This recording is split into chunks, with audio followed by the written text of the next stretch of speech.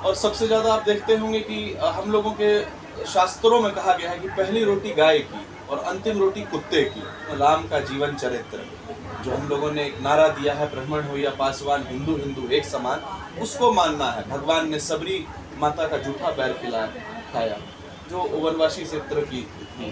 भगवान ने सबको साथ लेकर के, भगवान ने बंदरों को साथ लेकर के, भगवान ने निषाद राज को साथ लेकर के, भगवान ने सबके सहयोग से राम कार्य किया था। नमस्कार, राणा जनसंवाद में आपका हार्दिक स्वागत है। मैं इस समय एक ऐसे शख्स से मिलने जा रहा हूँ, आपसे मिलवाने जा रहा हूँ। हालांकि कुछ लोग इन्हें सांप्रदायिक भी मान लेते हैं, कुछ लोग इन्हें धर्म विशेष से भी जोड़ लेते हैं, और सच्चाई यह है कि हम जिस सनातन धर्म से हैं उसका पालन करना भी मेरा कर्तव्य है। हम शुरुआत करते हैं कि कल लक्ष्मी पूजा है, दिवाली है।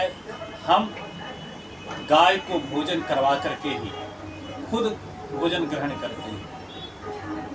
परसों हम गोवर्धन की पूजा करते हैं, जिसमें गाय के आभूषण को, उसके लिए आभूषण है वस्त्र, रस्सी है, उसके शरीर पर हम रंग देते हैं, उसकी पूजा करते हैं, और तब जा करके हम अन्न और जल ग्रहण करते हैं। 365 दिन में हम मात्र 2 दिन इस तरह करते हैं। बाकी दिन हम उस गाय को भूल जाते हैं जिन्हें कलयुग में सबसे बड़ा देवी का रूप दिया गया है। उस गौ माँ को हम भूल जाते हैं। शुरुआत हम इसी स्तर से करते हैं। शुभम जी, हम जो देख रहे हैं आपके बैकग्राउंड कि माता लक्ष्मी की कृपा से, ईश्वर की कृपा से किसी चीज़ की कमी नहीं थी। जगह की ना कमी थी, ना पैसे पूंजी की कमी थी। आप बड़े मॉल को भी खोल सकते थे, या यूं कहें कि आप ज्वेलरी शोरूम हो, कार शोरूम हो, बाइक शोरूम हो, इस तरह का भी व्यवसाय कर सकते थे। आपने व्यवसाय को इस छोटे से जगह में शुरुआत की और पशुओं पर ही आश्रित शुरुआत की। इसके पीछे का राज क्या है? राणा जी, सबसे पहले आपको और आपके चैनल के तमाम दर्शकों को हम दिवाली और पूजन की शुभकामनाएं देते हैं। अपने बिहार में आप देखते होंगे कि दिवाली के अगले दिन जो गोवर्धन पूजा होता है, अगले दिन हम लोग गौ माता की पूजा करते हैं। गौ माता को सुबह में खिलाते हैं, उनको नहाते हैं, उनका पूजन करते हैं, और उसके बाद फिर उनको नंदनी करते हैं। तो अभी आपने कहा कि आप अलग व्यवसाय भी कर सकते थे, तो एक इंटरेस्ट का बात होता है। मेरा बचपन से ही लगाव गंगा से, पेड़ पौधों से, गौ माता से, पशुओं से, घोड़ों से, कुत्तों से, और इस क्षेत्र में मैं काफ़ी अच्छा भी कर पाया हूँ। अच्छा इसलिए कर पाया हूँ कि अनेकों घुड़दौड़ प्रतियोगिता में आप जानते होंगे कि हम कई बार प्रथम, द्वितीय, तृतीय कई स्थान लाए हैं। गौ माता को बचाने का बात हुआ तो ये कोई ज़्यादा गर्व का विषय नहीं, ये हम सबके दायित्व का विषय है कि गौ माता को बचाना हमारा, आपको, सभी हिंदू समाज का कर्तव्य है। अब शुरुआत में आपने कहा कि आप एक धर्म विशेष के लिए जाने जाते हैं। हाँ, मेरा सनातन हिंदू धर्म विशेष है। धर्म विशेष पूरे विश्व में कुछ है तो हमारा सनातन हिंदू धर्म ही है। बाकी अगर कोई किसी को धर्म विशेष कहते हैं तो उनमें कोई विशेषताएँ नहीं है। विशेषताएँ केवल और केवल सनातन हिंदू धर्म में ही। यह स्टोर हम इसलिए खोले कि मेरा इंटरेस्ट इस क्षेत्र में है। हमको कहीं 5 लाख का महीना, कहीं 6 लाख का महीना, कहीं 4 लाख का महीना अगर हमारे पिताजी रहे कोई दूसरे व्यवसाय में बैठा करके, हम नहीं बैठ पाएंगे वहाँ, क्योंकि मेरा नेचर नहीं मिलेगा उन सब चीज़ों से। तो मेरा इंटरेस्ट इन चीज़ों में है। बचपन से ही गौ माता का सेवा करते आए हैं, घोड़ों का रेस लड़ते आए हैं, कुत्ते पालते आए हैं, मछलियाँ पालते आए हैं, अलग अलग पशुओं को रखे हैं, उनके साथ रहे हैं, और हमारे ब्लड में है पशुओं का सेवा करना। प्रकृति से खुद को जोड़ लिया है ही। हमारा घर तो यहाँ फ्लैट कल्चर में रहते हैं, लेकिन आप देखिएगा तो हम टेरेस गार्डन बना के रखे हैं।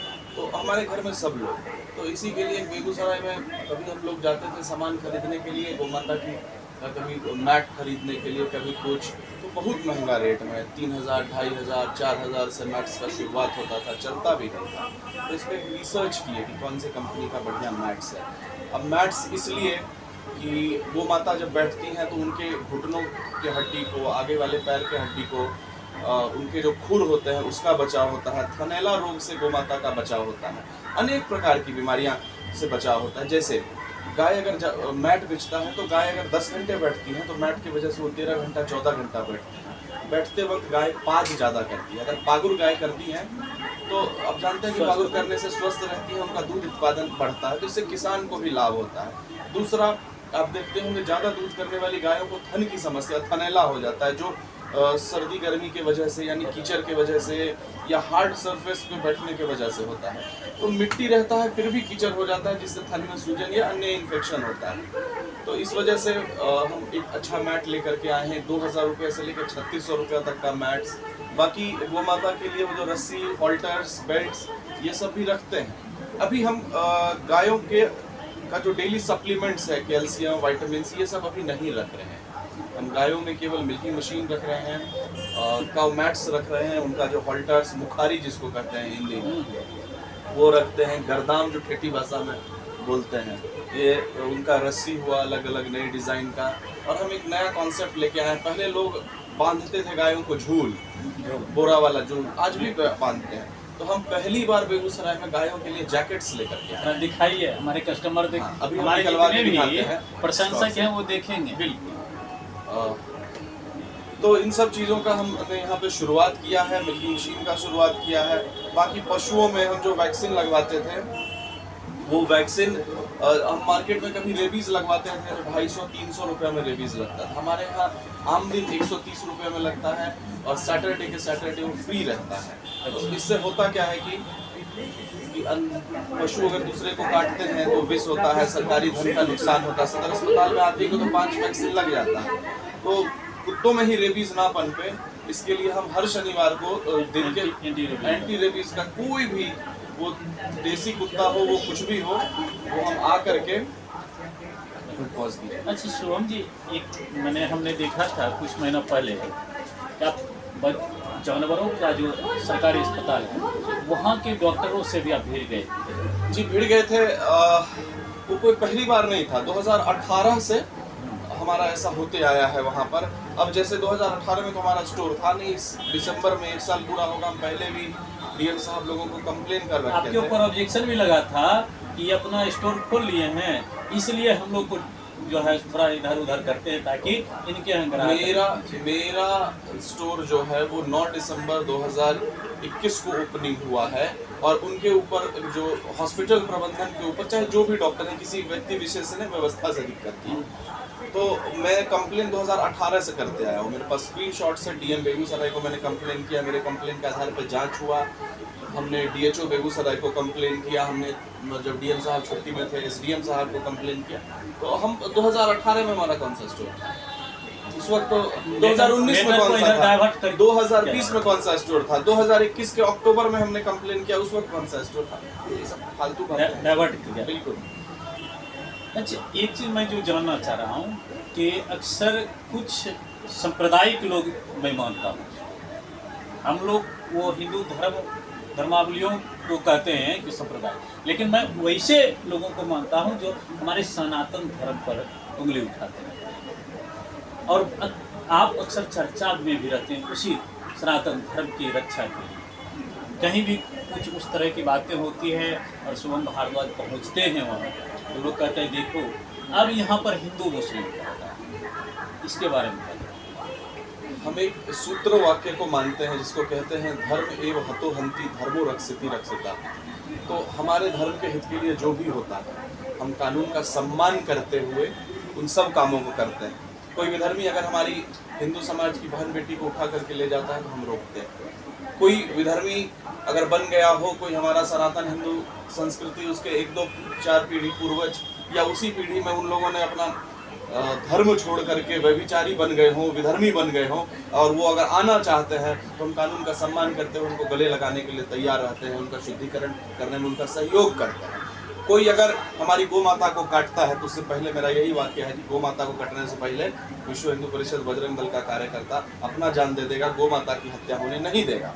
अगर हम अपनी माँ को बचाने का बात करते हैं तो हम सांप्रदायिक, अगर हम अपने हिंदू बहन बेटी को बचाने का बात करते हैं तो हम सांप्रदायिक। हम 2 शब्द ये बोलते हैं कि हमारे अमरनाथ के यात्रियों पर क्यों पथराव होता है, उनके खाने पीने की व्यवस्था क्यों जलाई जाती है, तो हम सांप्रदायिक। लेकिन जो लोग हमारे निहत्थे अहिंसक शांति प्रिय अमरनाथ यात्रियों के ऊपर पत्थर फेंकते हैं, हमारे दुर्गा पूजा पंडालों में छेड़छाड़ करते हैं, हमारी बहनों के साथ लव जिहाद करते हैं, हमारे गौ माता की हत्या करते हैं, वो किसी प्रकार का कोई सांप्रदायिक कार्य नहीं करते हैं। शुभम भारद्वाज अगर उसका कानून का सम्मान करते हुए उसका विरोध करता है तो शुभम भारद्वाज सांप्रदायिक है। तो गर्व है, अगर इस सांप्रदायिकता की परिभाषा ये है तो मुझे गर्व है कि मैं सांप्रदायिक हूँ। गर्व है कि आप सांप्रदायिक हैं और कानून का पालन करते हुए हर हमेशा हिंदू समाज के साथ आप खड़े रहना चाहते हैं। बिल्कुल।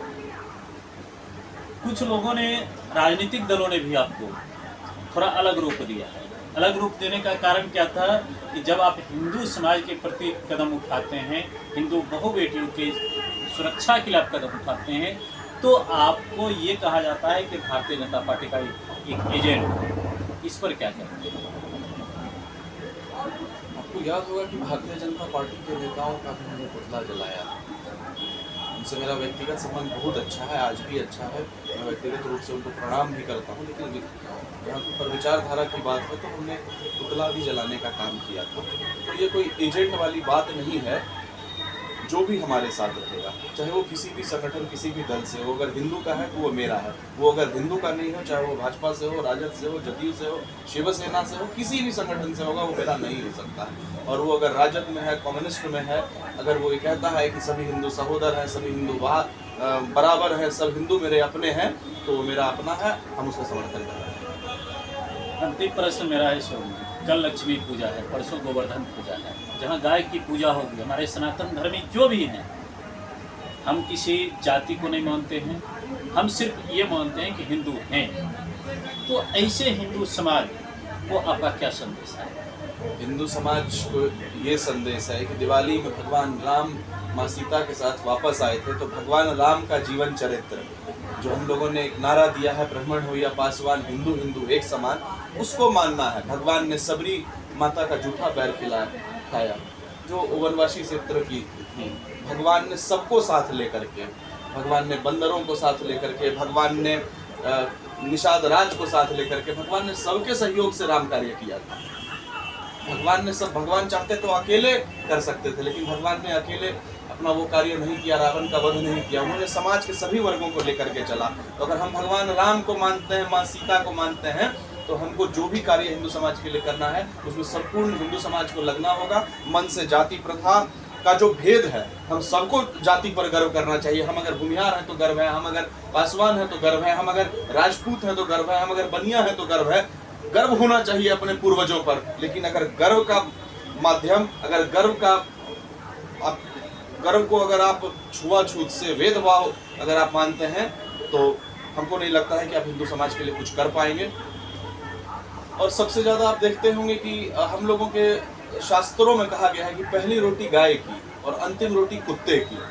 तो हम सब लोगों के आसपास आप देखते हैं रोड पर बछड़े घूमते रहते हैं या गौशाला में गाय हैं। तो क्यों ना इस दिवाली से हम लोग एक प्रथा शुरू करें कि वर्ष में केवल गोपाष्टमी और गोवर्धन पूजा के दिन नहीं, 365 दिन जो घर की पहली रोटी बने वो गाय के लिए बने और जो अंतिम रोटी बने वो कुत्ते के लिए बने। क्योंकि हिंदू संस्कृति एक ऐसी संस्कृति है जिसमें सबका भोग लिखा हुआ है, सबके लिए लिखा गया है कि किसको कि हर प्राणी मात्र में। आप जानते हैं पहले कहा जाता था ऊपर का जो भाग होता था फसल का वो इंसानों के लिए, बीच का पशुओं के लिए, नीचे का जमीन के कीड़ा और खाद बनाने के लिए। तो हिंदू समाज में सबके लिए बराबर का अधिकार है। तो उसी अधिकार को मानते हुए और पशुओं का सेवा करना चाहिए। वो बोल नहीं पाते हैं, लेकिन आप जानते होंगे कि हमारे शास्त्रों में लिखा हुआ है कि हमको स्वर्ग जाने के लिए भी बैतरनी पार करना पड़ेगा। तो केवल एक दिन रोटी खिलाने से तो मैया बैतरनी पार कराएंगी नहीं, इसके लिए तो हमको 365 दिन उसकी सेवा करनी होगी। इतना ही निवेदन हम करेंगे। शुभम जी का ये कहना है कि हम कल लक्ष्मी पूजा के दिन गौ माता को भोजन करवा के खुद भोजन करते हैं, गोपाष्टमी और गोवर्धन पूजा के दिन भी करते हैं, और प्रत्येक दिन हम गौ माता को चारा के साथ साथ अनाज भी खिलाते हैं। 3 kg 4 kg जो क्षमता होती है, अगर उसी में से एक रोटी हम पहले गौ माता को दे करके तब खुद भोजन ग्रहण करें, तो निश्चित रूप से हमारा सनातन धर्म जीवित है, जीवित रहेगा, फलित है, फलित रहेगा। धन्यवाद।